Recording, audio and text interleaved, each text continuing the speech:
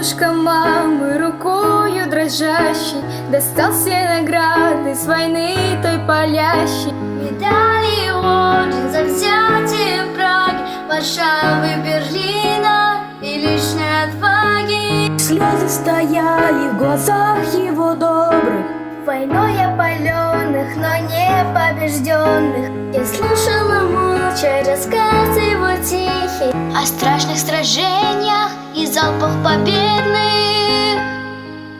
Боевые ордена наших прадедов и дедов. Боевые ордена нам принесшие победу. Будем мы ей дорожить и расскажем своим детям про боевые ордена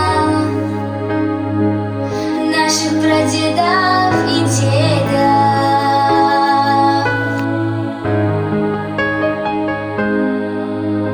В тот год я стояла у свежей могилы, мы дедушку на